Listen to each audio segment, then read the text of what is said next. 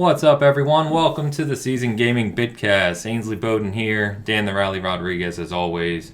And first off, before we even get started, I want to apologize for last week. I know more of you have been watching us on YouTube lately, and if you probably noticed last week, it looked like a bad Japanese movie from the 60s.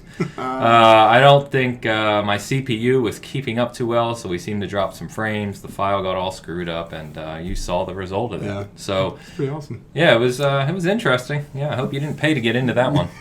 So long story short, we're gonna go back to 1080-30 for a couple weeks here, working on some things. We'll be back to 1080, native 1080 60 frames here in the next few weeks, but we just want to make sure we don't have any issues like that in the short term because that's annoying. So sorry about that. Lastly, not lastly, we're just getting started. What am I talking about? Lastly, for the lastly, and we're done. We'll see you next week. This is Bitcast 90 episodes, technically 91, because as I always say, we did a 0 that we don't count. But that means we are 10 away from our 100th episode. So I want to thank everyone as always for tuning in and listening. And we are already in the very early stages of planning something for episode 100. So hopefully do something special for that. But we got a little time yet. So big show this week. We got a lot to talk about, actually. We've got a poll, we've got a listener question, and we got a whole lot of news. So why don't we go ahead and jump in. We'll jump in with our weekly poll as we're doing now. And just a reminder for new listeners, you can find this on the Season Gaming Twitter account. So just at Season Gaming, and we put it up sometime Wednesday, Thursday, Friday later in the week. And it's going to be a topic that's related to something that's being discussed that week. So this week, we were kind of talking about CD Projekt Red and the delay of Cyberpunk 2077, and there was a rumor spreading that this was due to the original launch Xbox One and PlayStation 4, and the developer needing more time to kind of, work on those versions of the game. And so the kind of topic came up again about cross-generation releases and Xbox's methodology of, hey, we're going to release everything on the Xbox One, One X, and Series X for at least maybe a year or two. And so I kind of asked the question, do you like the idea of developers building their games across generations at the beginning of the next console launch?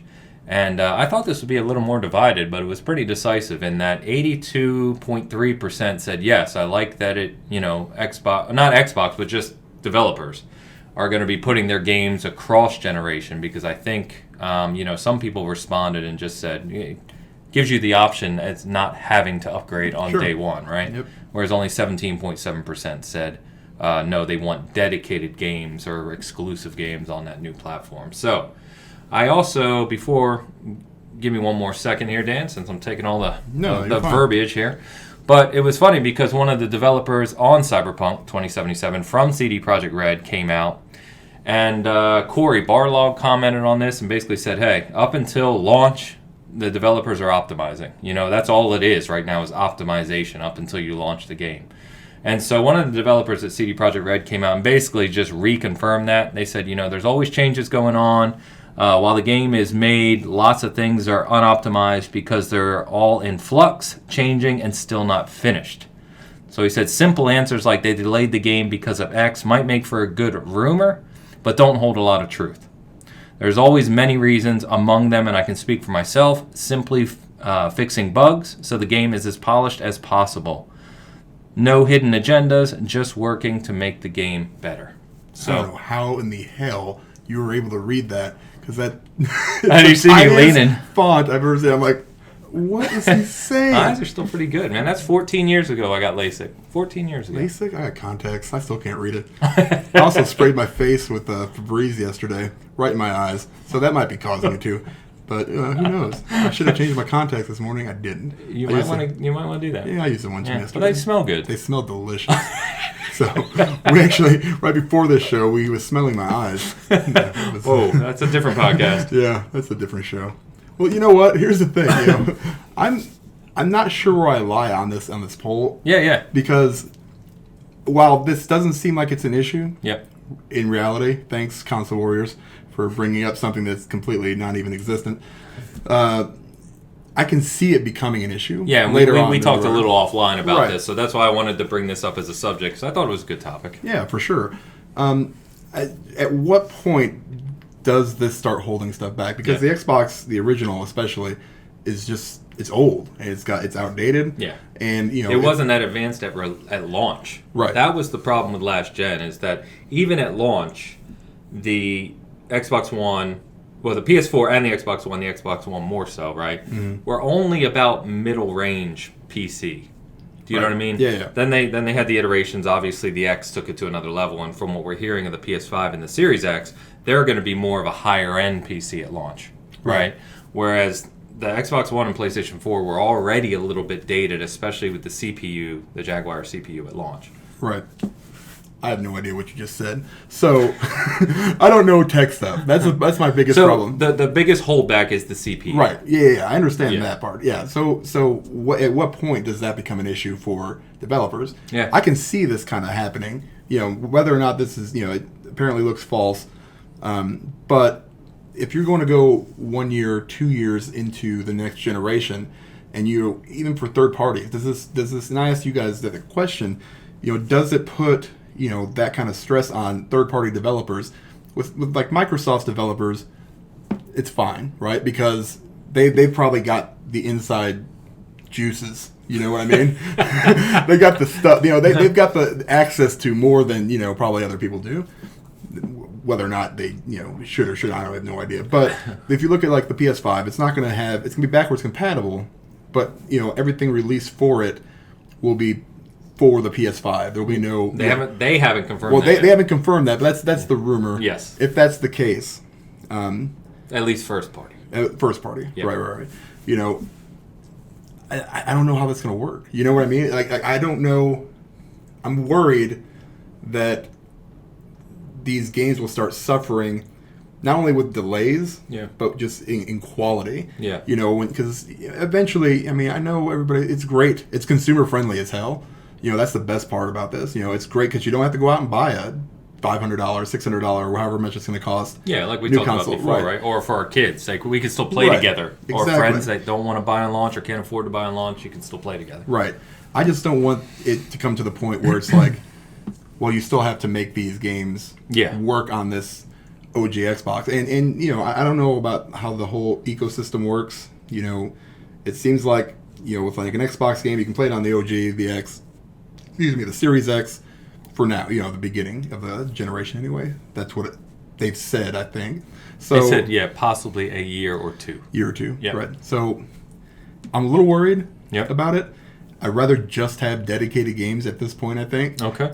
For me, maybe not so much for my kids, they still got OG Xboxes and they're still working. Yep. Which is amazing. My son too. Yeah. So I don't know, man. It concerns me a little bit, but at the same time, we're buying the new stuff. So I mean, I think we're always going to buy the new stuff. Right. So the concern for us is we want to get the most out of the new hardware. Yeah. Right. Right. I think what made it more interesting is you've got some developers saying, hey, we always build for the highest spec. In fact, there was another quote that came out, which I don't have here, but a developer came out and basically said, we always build for the highest spec possible, which will be Series X and PS5, and then we scale downwards. Right. So people think they build for the lowest and then enhance it. It's actually the opposite. Okay. Build for the highest and then bring it down. Now, what was interesting is John Linneman over at Digital Foundry came out and added kind of a little fuel to this fire. Sweet. Because he said, thanks, John. he essentially said that, yes, all of that is true, but you have to think in terms of PC, because everyone's saying it's like PC. But he said the problem is there's no PCs using Jaguar CPUs. They're ancient at this point. Mm-hmm. Like, your minimum requirements or your recommended requirements for PC games are above Jaguar CPUs nowadays. Okay. Make sense? Yeah. So other people were saying, so what that means is, think of like an open world that could be populated. This is going to be the most simplistic example ever. Open world populated with 1 million trees. Mm-hmm. Well, those trees can't be populated. 1 million trees can't be populated because of the CPU, the Jaguar CPU on the Xbox One. So we're going to have to make that 100,000 trees. They'll just be a lot more detailed on the Series X. Whereas if it was Series X only, you could have 1 million trees. Well, it's like The Witcher on the Switch, right? If you look at the two different ones, I've seen their Digital Foundry's video on those, and it basically depopulates trees. Yeah. Literally, it's the trees, and it looks a little bit, less sharp. Still runs amazing for a Switch game running The Witcher 3, but I guess that does make sense. So I think that's a perfect example, right? So you play Witcher 3 on, if we're staying with consoles, right. on goddamn One X Series X, you're killing me, Xbox. Make it something cool. On One X, Yeah. it's incredible because you can play in 4K 30 or the variable 60 frames, right? Sure. And then you scale it down to the Switch, and as you said, there's just less foliage, less physics going on. Right. Right? So in theory, what we're saying is it should be fine because the Series X will just be the top and you'll scale it downwards, right? But I do see to some degree, I see a little point of concern of, it would just be nice if developers didn't have to worry about having to scale their hardware down that greatly. Right, because then you're going to start looking at probably more delays. More development time. More development time, more Yep. crunch, more everything. And it... Cost. Everything goes... Now, they're going to recoup the cost. It's like... Yeah, because in 2 days. That install base makes up for that Right. additional work, right? So they're probably developing this for the PC, and then... am I correct in that? And then porting Cyberpunk? it? Or are they developing it simultaneously for consoles and the PC? I don't know. I mean, is I that would think typically- PC is their lead platform, Sure. but they have come out and specifically said that this game was built with the Xbox One and PS4 generation in mind. Right. Because now it's taken so long, people are asking, well, what Series X and PS5, Yeah. I mean, at this point, why not just push it back another 2 months? And, I'm with you. Yeah, Because then I wouldn't be tempted to play it. but then the PS4 base possibly could be, SOL basically, because if they're going to release, I guess they could release 2 different versions like they did for The Last of Us, or Last of Us Remastered, and on PS4 you had remastered, right? But Right. all they need to do is just like anything else. If you release it for PS4, then you have a Pro version, right? Uh-huh. And then you have a PS5 version. It doesn't have to be an individual standalone software. yeah, right. And what I'm wondering is what's the time investment in having to do 3 different. Exactly. I that's- don't know. Yeah, that's the biggest thing, and Yeah. I don't want to see any more delays with anything, but everything's getting delayed. So We talked about that last week. Right? It's super frustrating. I get it, to a certain extent, but at the same time, as a gamer and wanting these experiences, Yeah. I'm kind of getting tired of it at the same time. So Yeah. I want to see, I want to see what next gen has to bring. I want to see what their strategies are. It's going to be interesting, and for sure, getting into the listener question we'll get into here in a second.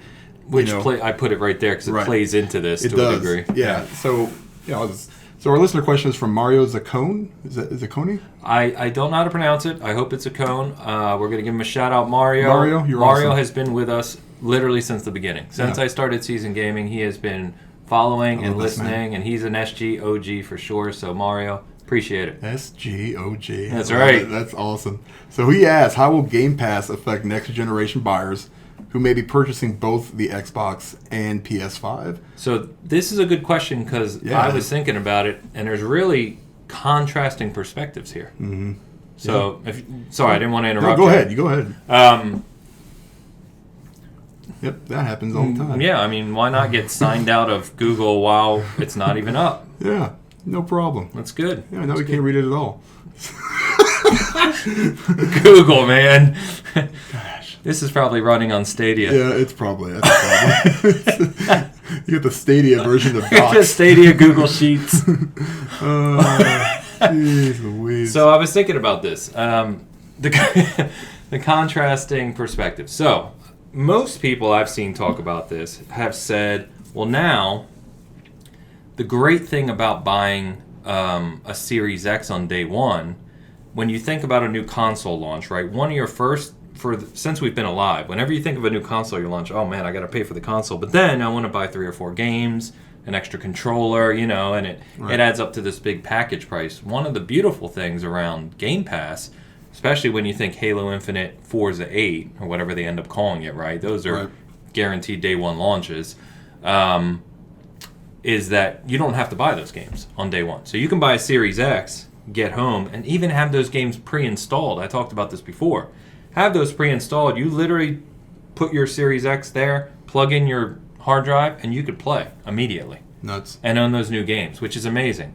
The contrasting perspective is, I have an Xbox One X and Game Pass, like we both do, right? I already own or will be able to play, not own, Halo Infinite, Forza 8, anything else that launches at launch, right? Right. And I don't have to buy anything. Right. I can put my money towards the PlayStation 5, and if it has exclusive games, buy those games, and I'm still playing all the new games. So I think either way it's fantastic. And I got to be honest, Xbox has been very clear that they don't give a shit. No. They don't. You're going to be, if you play Halo Infinite, you play Forza, they're good to go. Yeah. Buy your PS5. Enjoy it. Yeah, that's what they want, man. They want people to game, regardless of where it is. You know, that's why they're doing Project xCloud. You know, that's why they're putting stuff on different, you know. By the way, you can play Madden on xCloud. They added more games to it. Yeah, we haven't talked about that. I totally forgot that. And I was playing Madden the other day, and then I was like, man, I'm a little tired. I'm going to go lay down. I grabbed my phone, and I was like, oh, I can play Madden. I'm still playing Madden. I'm laying down. It's great. Future's nuts. It is nuts. But I can see this is going to help people who can't afford, you know, that want both consoles, that want both experiences, and be both, to say, hey, like you said, I got the X, or I've got even the S. It doesn't really matter. Yeah, it doesn't matter. You can be on the launch OG. Yep, whatever you have. And I can only afford one, you know, right now. Yep. And so I'm going to buy, say, the PS5. Yep. You know, or you can, like you said, jump right into it. I don't know if it, I mean, it's not, to us, you know, it's not like, you know, it doesn't matter who sells more. It doesn't matter. No, it doesn't matter at all. And, you know, in hardware, we've said that before, it's not their number one, you know, concern. It doesn't make them as much money as everybody thinks it does for some reason. There's not a huge margin there, and that's pretty, you know, Google it. It's pretty simple. So I think, you know, I think most people will say, well, I'm just going to buy the PS5. I would say it's probably close to, you know, I would say maybe 60% of people. You know, if you're in the PS4 ecosystem right now, you're probably going to want to stay there. You know, because you don't have to, you know, and if you're in the PS4 ecosystem mostly, you've got like an Xbox. Yep. You know, it's just where you land, man. Because I just happen to have, the only reason I have, you know, that I'm going to buy Series X is because I love the new tech. Yeah, I just want the best stuff. experience. All my games, most of my games, are on in that ecosystem. Yep. You know, over 700 games. So, yeah, I want to keep it going. You know, and those people that have 700 games for the PS4, they're going to stick with that PS5 because now they're going to have backwards compatibility. Yep. You know, allegedly. So, it's fantastic. Regardless of what you get, it's you know, I would have to say, to answer that question, I don't know if they're going to buy them both. I think it's just going to save them a lot of money in the long run. That's all it is. Because we're buying both. Right. And all it's doing is... Now, I'm screwed anyway because Halo, I'm going to buy the console and the collector's edition and everything else that comes along with it. But for a game like Forza, you know, unless I want something very specific in a steelbook or something like that, I can just play it on day one and not even think about having to buy it. Yeah, especially if they, you know, give us the Ultimate Editions like they did with Gears. Yeah, that was amazing. That was nuts. So if they continue that streak... I mean, I don't see why they wouldn't. Yeah, I don't see why they wouldn't. Because what you're going to do, right? You know, there's I don't know how many because they don't say, but there's a lot of us who were on that Game Pass translation route. You know what I mean? Where we have like 2 years prepaid. Yep. But Series X launches later this year, right? And then you're going to get into all those other games that we own and play. And that subscription is going to come to an end, and it's going to be, you know, there's going to be more money being made. Oh, for sure. And they've already been clear. Everyone thinks that they're giving Game Pass away, but Phil came out and talked about that. He said, you know, we do promotions just like any other service, but believe me, we're doing just fine with Game Pass. That's why, how anybody can get upset or come out and say, hey, you know, Microsoft is just, they're screwing themselves. Tell Microsoft how they're messing up. Yes, go tell Satya while he's, you know, bathing in $100 bills nightly, and then throwing them out. That's what he's doing. $1 trillion market cap and named CEO of the year. But god damn, I wish they would listen to these Twitter guys. Yeah, those Twitter guys, they know what they're talking about. What in the hell, man? Yeah, so one point going back to the whole cross-gen thing, I think the game that will really show us whether it's truly going to hold back games or not is Halo. And that's because it's a new engine, right?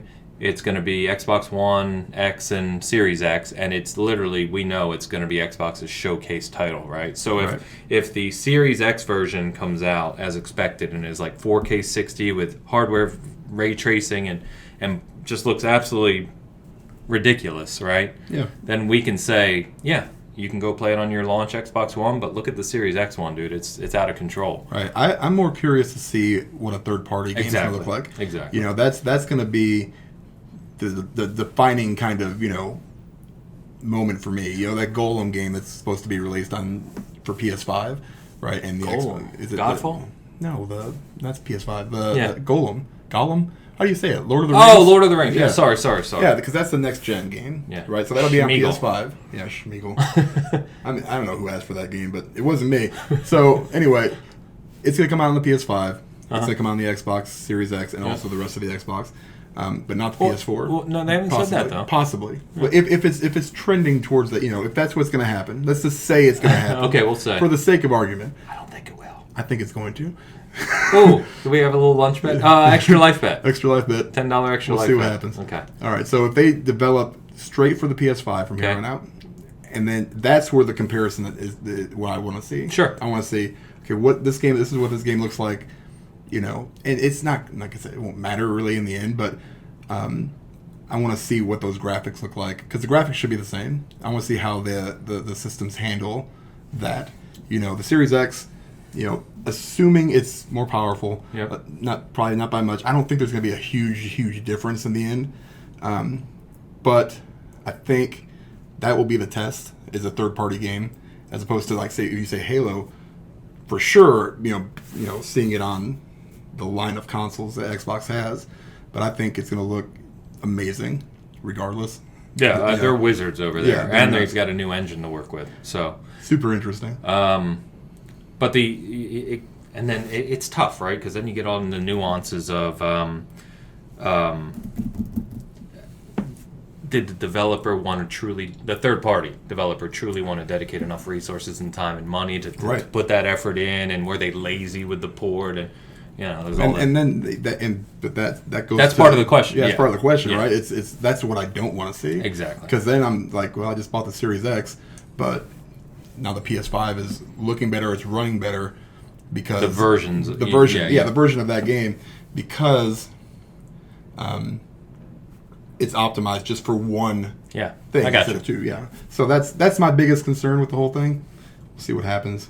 $10 extra life bet. There you go. It's out there. I'll just tell you, the reason I don't think third parties are going to do that, unless there's like a contract with Sony to do that, you'd be ignoring 110 million. Well, for sure. The user base of PS4 is just too high. It's pretty high. Yeah, you're not going to... And now some of those are obviously going to be on PS5 at that point, but that's a lot of money you'd be leaving on the table. Yeah, they don't care. Who cares about money? Nobody cares about money, unless you're a Twitter guy.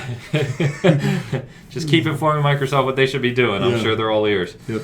All right, so let's get to... That was a long opening. That's all right. Yeah, no, that's good conversation. Let's get to the news, and I'm going to start off the news with just a question. Might be a little vulgar. Just want to, if you've got kids listening. But where the fuck is Anthem? Yeah, I don't know. What is going on? I mean, if they release almost a year from next month, right? Yeah, I was playing the alpha or whatever this time last year. Yep. Yeah, and it's. So, there's the rumor of this 2.0, right? Anthem 2.0. We talked about that, I want to say, August, September? But there's no news at all. Nothing. There's nothing. They keep putting out these, like they had this winter thing going on. I just saw clips and stuff of it. And, I mean, I don't know, maybe of the 5 people that are still playing asked for that. That's possible. But, it's not only that, but you're also hearing rumors of, remastering Mass Effect, remastering, I saw one about Dead Space. Just and we know they're making Dragon Age because they've said it. Right. So, how many people do they have? 7. The answer is 7. I mean, if you really, look what No Man's Sky did with, when Hello Games, when No Man's Sky launched, and you guys can correct me if I'm wrong, they were a team of 12 people. Right. 12. Right. And they don't have a ton of people over there still, I don't think. No, they haven't. Yeah. And they released a game and they still do, and they're huge updates. Yeah, meaningful. And there are tons of content in each one. I went back and played it maybe a month ago just to see what it was. I mean, it's nuts how much they've added. All free. Nothing. I mean, I bought that game for $5 or something like that on the PS4, and actually enjoyed the old version. I enjoyed it at launch. Yeah. As crazy as that sounds. Yeah, but they've added quite a bit, and it's becoming complicated. But there's nothing out of Anthem, like nothing. Like just say, hey, this is where we're at in this development, cycle. Do a dev diary. Because at this point they're going to come out in like March or April. And they're like, hey, it's coming out September 13th. We're going to release 2.0, and everybody's going to be like, what? Yeah. I don't know. Terrible. They should, like a 5-minute video, dev diary. That's all you would need to do. Once a month, do a 5-minute dev diary of saying, here's what our plan is, here's a little look at the studio working on it, done. Yeah, or just keep doing what you're doing, releasing updates every 3 or 4 months, with little events. Because, I mean, at this point, I don't think that's going to bring back a ton of people. Oh, the 2.0? Yeah, I don't think depends it will. what it is. I mean, it'd have to be a new game, with all the great mechanics that it had, and it did. It had a lot of good, solid gameplay mechanics. Yeah. It's just, we say that all the time, and you came out and you put it right in our butts. That's what you did. I loved you, but you hurt me. Yeah. So I had to bring it up because actually my son brought it up earlier this morning. I was like, that's a good point. We haven't talked about Anthem in a few months. We need to get me and Dan angry for a minute. Yeah. So your son came up to you and said, "Where the fuck is Anthem?" Not quite. Okay. No. That would have been awesome. No, that would have gone differently. Oh, crap. All right, so some good news here, we think anyway. So Splinter Cell, the game that we've all been waiting for a long time now. The creative director of Splinter Cell Conviction and Blacklist, his name is Maxime Belland. He went to Epic Games last year for a while, but now he's back at Ubisoft. He is being given a vice president title, and he's going to be one of the VPs reporting up through this new editorial team that we talked about last week. So this is that new team that basically oversees the direction of individual IPs. And so, of course, between who he is, the games he's made, the rumors of Splinter Cell, the new editorial team, there's some very, very good signs here that, Splinter Cell IP's there. You've got the creative director back, and they're going to hopefully at some point give us a damn new game. I'm not holding my breath. No, I'm never holding my breath at this point. I just figured this is at least a good sign. Yeah, kind of. I guess. The problem. You've got the fan base, right, for a Splinter Cell game. It's gonna sell like crazy. Yeah. If it just seems like we're just guys playing video games and stuff. But why do we feel like it's a very simple thing when you say, hey, you've got this super successful IP that everybody's been asking for to see something about it, but we're not going to do anything with it. It's bizarre. It's super weird. Seriously. Yeah. I mean, and it's like Dead Space. That's BioShock. Yeah. Well, they're finally doing something with BioShock, right. But I mean, that's their wheelhouse, I guess. That's fine. Maybe I'm talking out of my ass. I don't know. The thing is, just do something. Did you got Breakpoint? What are you worried about? Yeah, I did. They released a big update for that too. No, we don't need to talk about it. No, we don't need to talk about that. Nope, terrible. But Dead Space is a great example. Yeah. They killed off Visceral, freaking EA, right? Super talented team. And then the IP's just dead in the water. It's like, because you guys wanted to make Dead Space 3 more co-op and action-y, when nobody was asking for that. No. Nope. It's right here. Cha-ching. God. Yeah, well, it didn't work out for them, did it? They went and screwed up the IP instead. Let's give it to someone else.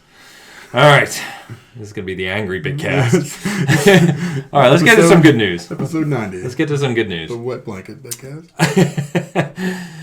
Shout out to the Wet Poncho. Yeah, the Wet Poncho. The PEGI board, which you've probably seen in games and ratings, but the actual acronym, which I didn't actually know for some reason prior to this, is the Pan-European Game Information Board. Oh. Or who rate the games in Europe. They've rated Mortal Kombat Collection Online for the PS4, Xbox One, and PC. And the description of this rating because they're obviously, when you file this, there has to be a description with it, reads, Mortal Kombat Collection Online is the original Mortal Kombat trilogy that Mortal Kombat fans always wanted. Upgraded art, gameplay, and online features provide an incredible experience that revive the classics. So, people like me who are big MK guys, they've re-released the original trilogy before on like Xbox Live Arcade, and you could play the originals, but they were really just single-player originals, no touch-ups or anything. What this sounds like is you're taking the original trilogy, updating the graphics, some newer gameplay, and adding online probably playability or competitive features, right? Which just sounds incredible. They actually say fans always wanted, and they're not really lying there. That is something MK fans have always wanted. Yeah, see, I've never been a Mortal Kombat guy. I've always thought number 2 was like where they peaked. It's one of my favorites. Until 9. Yeah, maybe. I have no idea because I never played them. 9 was on 360 PS3 and it's incredible. Isn't the first one, like, if I remember correctly, it's almost like they use like lifelike, like... Yeah, they were scanned, Scanned, right? Yeah, so that's going to be weird to see. It depends how they do it, yeah. MK1 is really, really dated. Oh, yeah. Yeah, I mean, like, hugely dated. MK2 is still a very good game. And MK3 is a very good game, too, because MK3, they sped it up. MK1 and 2 play very slowly. MK3, they added the run button to where you can kind of charge. Yeah. Added core characters like Cabal and Nightwolf. They got I remember Cabal, yeah. Yeah, they got added in MK3. So being able to just play updated version, if they could make them run in like 60 frames and just a little tuned up and then play competitive online would be cool. Yeah, as long as the fans like it, that's fine. Okay, so this is wet blanket number 2 here, Emma. All right, so let's talk about Witcher for a little bit. So Netflix is, if you weren't aware, Witcher, we've talked about that, of course, I think everyone is, but it is now, the CEO came out of Netflix and said that The Witcher is the most watched Netflix original show. It's been watched by over 76 million households, which is, I don't know if they normally talk about how many households watch a show, but that sounds like a lot of freaking households. Yeah, that's huge. And he, quote, said, you can expect season after season. So, one, we've got confirmation that, Netflix, or excuse me, the Witcher series is basically set, and we can be excited about those coming for a while now. But they also announced something new, and that is that there's a Witcher animated film on the way called The Witcher Nightmare of the Wolf. And according to the quote on this, it just says, the world of The Witcher expands in this anime film that explores a new threat facing the continent. Based on, if you dug a little deeper and see the article on our site, based on some of the stories from the books again, so like an offshoot. So I don't know what this looks like. I know people were saying this may look something like the Castlevania series. Okay. I'm not big into anime, but... me neither. Yeah, it really depends how they do it, you know what I mean? If it's just an animated film, but still has the maturity and everything else with it, I'll like it. If it's turned into some kind of literal anime that tones it down or changes it, I'm not going to care for it. Yeah, I'm kind of the same way. I know like the Batman and the DC animated stuff is huge. Yeah, people love that. Yeah, I've watched a couple, and they're it's just really not my scene, I guess. Like the only animated stuff I've ever watched and enjoyed is probably Star Wars, like the Clone Wars stuff. Clone Wars. Yeah, so I'm kind of excited about that coming out, but we'll see what they do. We'll see how people receive it. It's not like something I'm going to be waiting on. I mean, but I love The Witcher, so it's hard to, when you love that source material so much, and then something like this comes out, you're kind of like, you never know. Yeah, it's. I think for both of us, it sounds like it's definitely gonna check it out, but can't really say you're gonna love it yet until we see what it is. Sure. Yeah, but it's exciting. It's exciting to hear that The Witcher's doing so well. I know... That's awesome. Yeah, that it being more of an unknown to at least the broad audience. When it launched, people didn't know how this was going to perform on Netflix, and, well, they put that to rest. Yep. I'm actually surprised because I watched it with my wife and my mom who loves Game of Thrones and all these other shows like that, she didn't really care for it. There's a lot of boobs. That might be part of the thing. Like, my mom's seen boobs, I would suspect, at some point. Maybe the 76 million households is like, the kids that have like the access to their parents, accounts. They just like, keep hey, rewatching the Yeah. first 10 minutes of episode 1. Yeah, we're just watching that Anything with Yennefer in it and seeing what happens. Oh, that's nice. I didn't see that last time. Let me rewind this again. That's probably 6 million of the 76. Yeah. Hey, but good for us. Yeah, no, I'm excited. So I know Henry Cavill was posting about filming season 2, so let's go. Do it. All right, while we're on the Netflix train, interesting news here is that Xbox has hired a new chief marketing officer. So, if you know the corporate scene... Is that what Mike was, Ybarra? Or what was he doing? No. Mike was part of the live services team. Yeah. Their current vice president of marketing is Aaron Greenberg. Okay. But this, I was just going to say, in the corporate world, when you call someone a CMO, right? When they're an officer, that is literally the head position. So my guess will be that he'll report directly to Phil. Just like, Phil's kind of the CEO of that division, he's the chief executive officer. This will be the chief marketing officer. You have a CFO, chief financial, they're all the heads of everything. Gotcha. So this guy, oh my God, I didn't put his name here. I'm pretty sure it's Jarrett West. You can correct me if I'm wrong. But he was the head of marketing and vice president for the Asian Pacific region of Netflix. And so he was with Xbox back in the early days of the 360, when they launched the 360 for a few years and when they launched the Kinect. And little known fact, I know people make fun of the Kinect nowadays, but most people forget that the Kinect is one of the best-selling electronic devices of all time. In fact, it had the Guinness Book of World Record for the fastest-selling device of all time. So he was around during, if you think about Xbox's 20 years, right, probably their peak. Mm-hmm. Was at the height of the Xbox 360 and Kinect days, right? I mean, they were selling like crazy.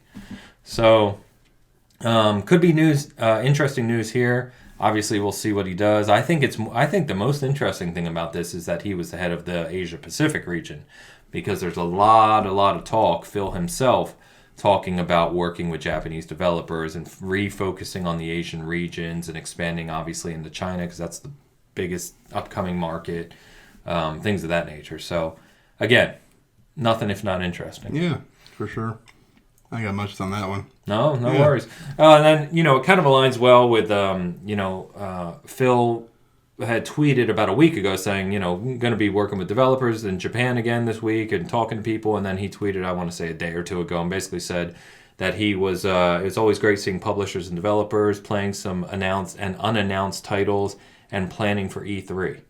So if you remember last year, actually the past 2 years, they've had quite a lot of announcements out of the Japanese regions for Xbox. So Phantasy Star Online, is coming first to Xbox. Crossfire X coming first to Xbox. That's true. Yakuza and all the Final Fantasies are now coming to Game Pass.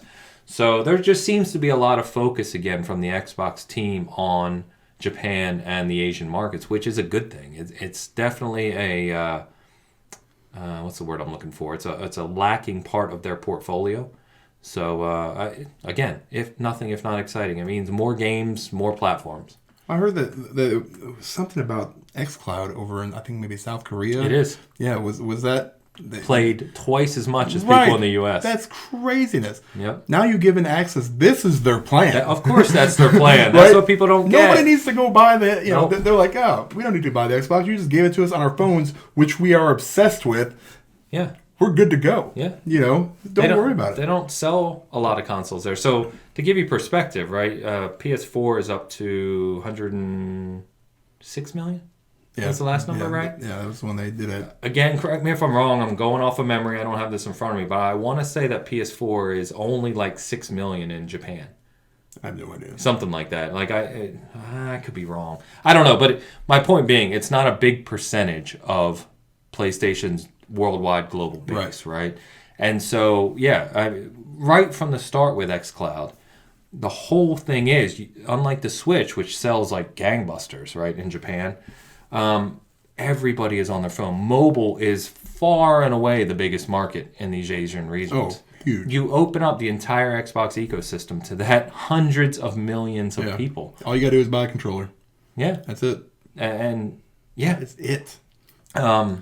that's a whole nother topic. But yes, so when they came out and said, yeah, South Korea loves it, lots of people logged in and they were playing on average twice as much as any other region. It was like, well, yeah. Now you take those gamers and some of the games that they enjoy Yep. from the Asian markets, you put them on xCloud. Uh-huh. Next thing you know, you've got so many people playing it, subscribers, And you're doing the reverse, right? Because now you don't have to convince Japanese or Asian developers to come to the Xbox console, because the fear was always, well, the games that we make aren't enjoyed or bought by people who are on the Xbox console. Right? That we're not going to spend the development time to sell 500,000 copies. You don't have to worry about that anymore. I've got 200 million people in your Asian region playing on xCloud every day. Make your game. Put it on xCloud. Exactly. Yeah, and that's all you got to do. And then once it's on, that's the beauty of xCloud, is the xCloud hardware, and I've said this before, you can check out my video, the xCloud hardware is the console hardware. Right. It's already the Xbox One hardware, and they're upgrading xCloud to Series X hardware. So once to put it on xCloud is the same thing to put it on Xbox One. If it's on one, it's on the other. Right. I mean, brilliant, man. It's this is what, for all you people that said that this was stupid, they're laughing at you. And they're like, look at that stupid Twitter guy from Florida who doesn't know what the hell they're talking about, but likes to make noise because he likes attention. xCloud is killing developers. I'm buying a PS5. Yeah. You guys are stupid. But yeah, so that was a little glimpse of what's coming. Yep. Yeah. Yep. It's interesting. All right. See, they're giving it for free right now, right? So it's free. Yeah. Oh yeah, you gotta get them them in. Charging. You gotta get them in. Yeah, $10 a month. Play all these games. Yep. Oh, and also we've got these 7 or 8 developers from the Asia market that are making more games for this specifically for you, because we know it's almost like xCloud was built for that market. Oh yeah. It's not here. No. Because everybody's got it's a nicety here. Yeah, it's like, oh hey, I can play this at my in-laws, so I don't have to listen to them talk. Over there, this is their way of life. Yeah. For gamers over there. Yep. That's the big difference in the culture. And yeah. The light bulbs are coming on now, aren't they? Boom! See? That's what happens. It's funny because we've always, we've heard. I know even Bert used to say, like, I just don't know, this really isn't for me. I don't see how this is a big play. And it's like, it's that you're not the market. Yeah, we're not. No. I don't think I'm the market. But, I get to play Madden in my bed now, so that's awesome. Yeah, it's a feature I'll use occasionally, but I'm not the market. Yeah, the world is the market. Right. So, interesting. Mm-hmm. All right, Ninja Theory. Speaking of Xbox Game Studios, great studio. Already looking at Hellblade 2 and Bleeding Edge, which launches in March. Mm-hmm. But we knew they had 3 projects in development, and they actually already started teasing their third. So it's titled Project Mara, and they released a kind of a short 7-minute dev diary called the Dreadnought Diaries, and this was episode 1 titled The Mission this week. So if you haven't checked that out, you can find it on our site, find it on YouTube, what have you. But it's kind of behind the scenes, some of the developers and leads in Ninja Theory talking about development on this new title, new hardware, what it's like to be part of Xbox Game Studios now, which they said they are very privileged to be. Well, no shit, you've got money and time. And freedom to do whatever the heck you want. Yeah, but at the very tail end of that teaser, there's about 20, 40 seconds maybe, a short stint, where it basically goes into kind of this haunting, I don't know if you could describe this better than me, kind of a haunting, it actually almost, in a way, reminded me of Hellblade a little bit, because it's almost like a woman who seemed to be haunted by, like... It's the same girl. Exactly, like herself, right? Yeah. I don't know what it is, but when they showed it, and because that dude was sitting on the stairs earlier in the video, and then they showed the video of the same stairs. I'm like, so that's photoreal. I mean, not even photorealistic. That's like better than real life. I was like, what is happening? Yeah. So did you know that that's on purpose? The game is being developed. The environment of the game is one of the Ninja Theory employees' apartments. That's craziness. Isn't that cool? Craziness. Yeah. It looks really good, except it looks also really looks scary. Creepy. Yeah, love it. That's not me. So love it. And the guy that does most of the talking, one of the studio heads, kind of walks around. good for him for doing this stuff. But I'm pretty sure I wouldn't be friends with him in real life. Like, if I had the opportunity, I kind of wanted to punch him in the face. And that's neither here nor there. I'm just saying, like, as I was watching the video, I was like, man, I don't really like this dude at all. But he's doing some awesome stuff. Just one of those dudes that rubbed you the wrong way. Right. Yeah. That happens. Yeah, and it's okay. I'm still going to play your games, and you're still awesome for doing what you're doing and tackling this stuff. I just don't like you. So, no offense. Not that you're watching this, but if you are, keep doing what you're doing. Yeah. Just you're doing good stuff over there. Yeah. Maybe, turn away from the camera when you're doing your development diary so I don't have to look at your face. Oh, boy. Oh, boy. There we go. We've lost our whole contingent. There they all go. Bye, guys. Ninja Theory is gone. All right. So, another smaller studio that is growing, apparently, is Housemarque. So, Housemarque, if the name doesn't ring a bell, they're the makers of Resogun, who that was a fantastic launch title on the PlayStation 4.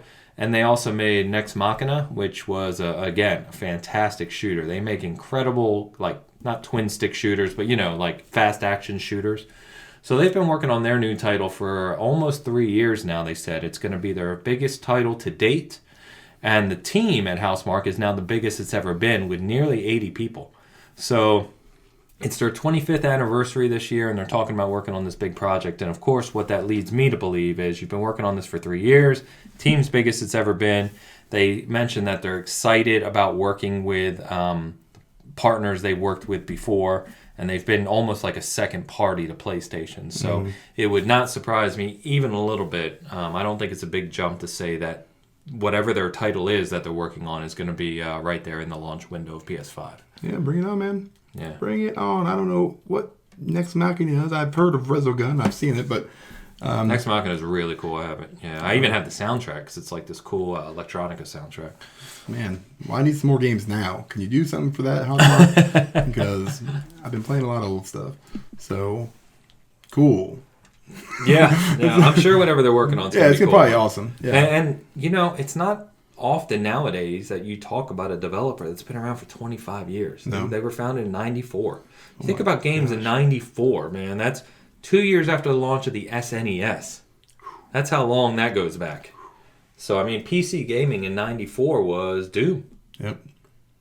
Yeah, baby. Yeah, oh yeah.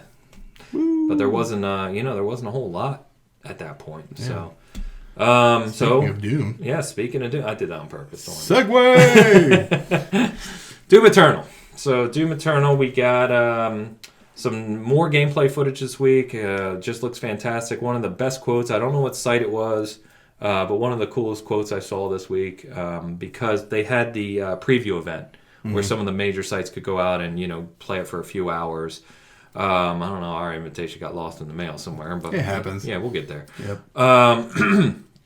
Is they said it's if you watched Evil Dead 2 and gave it an Avengers-sized budget. Holy crap. And I was like, well, that's just a fantastic analogy. Yeah. I don't know who came up with that, but that sounds great. And all of the previews that I read and footage that I read, they were all over the moon. Yeah, I didn't see a single one that was like, meh. Yeah. It kind of looks okay. No. And everything I saw looked insane. Nuts. Insane. Yeah. And we've been talking about how long this is going to be, this game. They said the campaign is twice the length of Doom 2016. So about 20-some hours, probably? For if you're moving through it. I put about, to finish it, I probably put 18 to 20 in 2016. Now, I was getting the collectibles and stuff, but so that means this game could be 35, 40 hours for me. Someone like me, which is awesome. Yeah. So for sure. I'm really excited. Yeah. The one thing that was kind of weird, which I put on here, is that it looks like there's going to be a battle pass. So the multiplayer component here is a little different in that, as I understand it anyway, it's going to be like a 2-on-1 style multiplayer. Like you've got the demons you can be, right? And then you hunt demons. They showed it in months ago in their new thing. But I thought of it as more of like a little add-on component, like focus this time is fully campaign. Because if you remember, Doom in 2016 had full multiplayer. Yeah. Had deathmatch and all that stuff. I actually played it for quite a while. This one, they said they're mixing it up. And so I was like, well, that's cool, but this doesn't look like something that people are going to play just a ton. Right. More of like have some fun with it here and there. But a battle pass, there's actually screenshots of just like Apex and Fortnite and those others where it's like you're leveling up and unlocking things, and there's going to be boosters you can buy. So, like microtransactions. Mm-hmm. So I don't know if I really like the sound of that. I'm down with battle passes, but I hope that the multiplayer component is going to be much more fully featured than they've shown if they're going to be offering boosters and a battle pass, because what they've shown has not looked that deep. Yeah. I will play none of it except for the single player. So good on you for the battle pass. I mean, that seems like the way to go. Seems like, and usually they're pretty well done. They have been, yeah. They've gotten into a good rhythm with them. Yeah, Red Dead, I got that one. It's great. There's, my kids love the Fortnite one. Rocket League, I think, does it now. And Apex, obviously. There's a bunch of Modern Warfare does it, yeah. So, I mean, it's a good model. Yep. I think it's better than just like your DLCs. Yeah. Like, you release the DLCs for free. Yep. Give them the battle pass to give them that extra incentive. Yep. $10-$20. That's what people want. It's a good model. You make money. People are happy. This will probably work. I don't hear a lot of talk about the multiplayer on really any Doom. I'm sure they have like the competitions and the esports and stuff. I just never really hear about it, and I never really played it anyway. So the reboot multiplayer, it wasn't bad. It was just kind of forgettable. Yeah. And then they rebooted it. They kind of like overhauled it and made it better. But by then, it was too late. Right. You got to strike when the iron's hot, boys. Yeah. Which, we were just talking about with Anthem. So, yeah, we'll see what that looks like. I'm always multiplayer. So, with Doom, that's probably the one FPS where I focus more on the single player than the multiplayer. But if the multiplayer is good, I'm definitely going to try it. I just was kind of surprised to hear about a battle pass because it didn't look like from what they'd shown that it was going to be that significant. But hopefully it is. Nice. We'll see. All right, got a fun rumor here. And so this is a rumor that was called out on Twitter by a guy that goes by Aesthetic Gamer. And the reason I'm bringing it up, we don't talk about rumors too often here, but he has leaked things in the past. I went back and looked and did research and all this, and he's been pretty on point with some things in the past. So he was saying that Konami actually about 2 years ago now began shopping the Silent Hill IP with developers and trying to see who would want to work on it and, et cetera, because they're busy building effing slot machines. Which, if you didn't know, that's what they do nowadays. They build pachinko machines and slot machines, Konami. Perfect. Yeah, great. So, apparently, there's 2 games that are in the works. And he believes that we'll probably see them at some point this year. Not release, but see them. The first is a reboot, kind of like a reimagining of Silent Hill as it is. That's the one I think most of us want, right? Is bring Silent Hill back, freshen it up, scare the crap out of us. Dan will be first in line. And the second is supposedly something like an Until Dawn or like a Telltale style game where you're playing through, making decisions, I guess, with a group or what have you. So both of those sound great to me. Obviously, I want the reboot more than the second one, but I would probably buy both. Silent Hill is one of those long-lost IPs that just has to come back. It just has to. It's one of the best horror IPs we've ever seen in gaming. I still maintain that Silent Hill 2 is, if it's not the greatest horror game ever made, it's damn well in the top 3 in my opinion. It's way up there. And after the cancellation of Silent Hills with Guillermo del Toro and our friend Kojima, shout out to Kojima, I'm sure he's listening. Yeah. After the cancellation of that, which kind of really sucks because, everyone was looking forward to it, and the cancellation of PT, it's about time we see something from Silent Hill. Yeah, I mean, it's a genre that I just can't get into. Because, it's not for you. Yeah, for sure. But I mean, I know there's a ton of fans for it. The horror game fans are all over. Oh yeah, they love this stuff, and that's great, man. I hope they bring it out, and I hope they do a really good job with the reboot / remake / whatever it is that they're going to do. I'm probably, if I were to play one of them, I'm probably more interested in more of the Telltale style game. Yeah. That's because you can still have fun with those. Right. Yeah. And I can deal with a little bit without shitting your without shitting my pants. Yeah, so I just do that on occasion. Playing Madden, you never know. It's like, oh, did you see that pass? Oh crap! I gotta go change my draws. But it is what it is. I'm 40-something years old now, man. You know, we gotta... It depends, man. Yeah, It depends. Depends.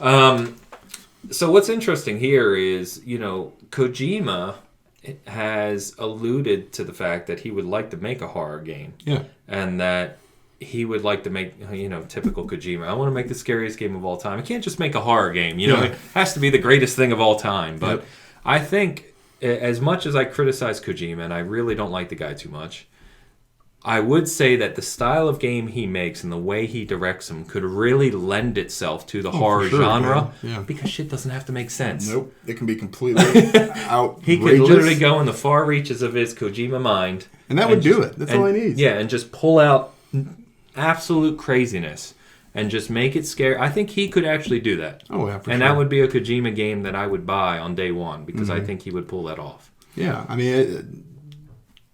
he's done so much in the past with all, you know, he's so out there, and his stuff makes, like you said, zero sense sometimes. You know, this would be perfect for him. And if that's where he's going to go for next, I would love it. Go for it. A Kojima, I'm actually asking for a Kojima game. A Kojima Silent Hill. Go for it. Yeah, I mean, it would sell. Or like leave Silent Hill alone. gangbusters. You do your own thing, but, you know, regardless. I'm interested in a Kojima horror game. I think that would be cool. Oh, for sure. There was something else I was going to say about this, and now I can't remember what it was. Damn it. Kojima. See, he messed me up. Yeah. Right back at it. All right. What have you been playing? Anything? Madden. Super Bowl's got me excited. Got you back into it? Yep. Okay. I got back into Horizon Zero Dawn because Nice. I got the little add-on for the PS4. The back button attachment? The back button attachment. So I wanted to kind of try it out. Love that game. I'm like in the middle of a new Game Plus. I've been in the middle of a new Game Plus for a long time. Did you play the Frozen Wilds? Yeah. Did you see? I bought it at launch. I still haven't played it. It wasn't my favorite expansion. I mean, it was good, but they overdid the snow, in my opinion. You know, it's just kind of the point where I was like, God, I can't even see anything. This is driving me crazy. But it was cool. Some of the stuff they introduced in that, it was definitely awesome. Finished that. Finished Yakuza 4. Okay. Finally. Yeah. I thought I had finished it, and then I was like, I don't remember it ending. So I went back and it started, and I was like, oh, I was right at the end. So I had like one more mission, and damn, that last boss. Tough. Holy crap. I was like, it's like, so you play, and this is a little bit of spoiler, you play as 4 different people in the game. Okay. And, you know, you kind of do different storylines, and they all interconnect at the end. Sure. Tarantino it. Yeah, and there's basically four bosses at the end, and you have to fight them with your 4 different characters. You know, one guy goes after this guy, you know, Kiru goes after this guy, and the last one, it's you against this like police chief who's a complete puss, but he's got like 18 guys that are helping him, like his bodyguards. Okay. Man, I was struggling. I used every single like health thing that I had, and I barely finished them on just normal level. I was just like, this is nuts. And that's still all the real-time combat, right? Like Yes. a fighting game Yes. type thing? Like, yeah. Right, so it's a lot of, you know, and I thought I had everything down, but every one of those 4 guys has a different fighting style, so you actually have to adapt to it. So you're going one right after another, just like a sequential deal. And the first 3 weren't too bad. The last dude, oh my God. I was cussing, I was yelling, I was going nuts, but finished it. It was awesome. Okay. I also played like a lot of little, just trying out games. Like there's that one that's Ultimate, some kind of battle simulator, Tabs or... Oh, yeah. Totally accurate battle simulator. Yeah. It's hilarious. It's hilarious. Yeah. I It's on played Game Pass, by the way. Yep. It's in preview right now, so that's actually pretty funny. It's hilarious. Yeah, I've watched videos of it. Yeah. I've done a few of the missions. I'm just like, this is awesome. Yeah, like, my son plays it. Yeah, the tutorials even are just great. I forgot about it. He was playing it a few weeks ago, and they were cracking up. I was dying. And I meant to come down and download it, and I forgot. I need to do that. Yeah, it was super fun. But yeah, mostly that's basically what I've been playing. A little bit of Red Dead here and there. Okay. But I'm just kind of trying to find something that I want to put my time into. Yeah. You know what I mean? Because I've got all these games. You know, I'm waiting for Yakuza 5. So that's what I was just going to ask you as you're talking about Yakuza. Is Yakuza 5 the brand new one that's coming with where they're changing the combat That's up and all 7. that? That's 7. Or whatever the Yakuza, it's called something else. I can't remember what it's called. So there's 0 through 6 is the Kira Kazuma, whatever story. He's the main guy, right? The main guy. So 5 is part of the remastered that they released. Oh, that 3, 4, and 5. Yes. Yeah. Okay. So, but that's not out yet? No, that'll be, I think, February. Oh. It's coming out. So oh, well, that's good. That's soon. Soon, I will be playing that. Yeah. That's the only one I haven't played. And but short of that, I've just been kind of going back and forth. Because 6 you have played because that was a PS4 only release. Right. Okay, Yep. I've got it now. Yep. So now I'm kind of filling in the gaps. Yeah, right I now. gotcha. Okay. But there's so many games I have, and so many of them that I'm just like, I'll play like 10, 15 minutes. I'm like, nope. Yeah. I'm never going to play this again. Yeah. This sucks. Why did I buy this? Man, I hope, it's funny you said filling in the gaps. I think we talked about this a while ago, but I hope we're past the point now where these Japanese developers are thinking, the American market's not really going to like this. And then they release it like 10 years later and you've got to play everything all out of order because, you know what I mean? Like that's what I've been doing. Yeah, I know. Well, that's what I mean. And they've done that in the Final Fantasy was the best example, right? But I just hope we're past that point now. Is Yakuza 7... Now, they may have to localize it, of course, for the American market, right? But I would assume that's releasing in worldwide eventually, right? Yeah, I would say so. Yeah. Yeah, that's. I don't even know if I'm going to play that one. No, You're going to play it. I'm not a huge fan of that. Was it turn-based now? It's a weird... Turn-based combat, yeah. Yeah, that's not... It's like a JRPG. I want to fight. That's what Yakuza is beating the crap out of people, and that... They'll probably make it cool somehow, though. I don't know. Yeah, we'll see. I mean, I'll kind of see what the reviews look like. Like Judgment, when it came out earlier this year, or last year. You reviewed that. Yeah, reviewed it. It was awesome. Yeah. Loved that game. It was, while not part of that storyline, it used basically the same style and the same, mechanics and everything like that. So it was really easy to pick up, really easy to get into. Some of the settings were exactly the same. They just kind of reused it from Yakuza 6 or whatever. Okay. Same city, basically, just different story. Okay. That was awesome. Yeah. But I don't know, man. There's so many games out that I haven't played that I have sitting there. I'm just trying to, get some of them down. It sucks because I end up going back to like Horizon Zero Dawn for some reason. It's like I played this all the way through, and now I'm playing it again. But it's so good. It is good. Yeah, It is really good. I've been kind of in the same boat. I was traveling again this week, and I just haven't had a lot of time to game. And so I've been in the same boat. I'll sit here and I'll be staring and I'll just turn on YouTube and watch a video. Yeah, I'll do that instead. too. It's just I'm just not ultra motivated to play anything. But I got really mad because I was texting you. I was in a hotel Thursday night and I had to go to this event for my work. And we're not going to get into it, but I drank too much and don't even, it got a mess. So I lost my daily streak at like 51 days. On Red Dead. So now I was even pissed and I'm like, damn it, I'm not logging in today because I've already lost it and I'm, forget it. But I need to go back to it because I'm at like level 76 or 77 of the pass. Yeah. And I just want to keep playing. I enjoy you got a couple months. And I got to get my Husky. The Husky got to get to level 90. Yep. And so I'm going to work on that. But then I started playing Indivisible. This is one of the games that launched on Game Pass last week. It was Plague Tale, something else I'm forgetting. Grease? But that one's not out yet. Well, console, I mean. Console. Okay. But anyway, so it's an interesting game.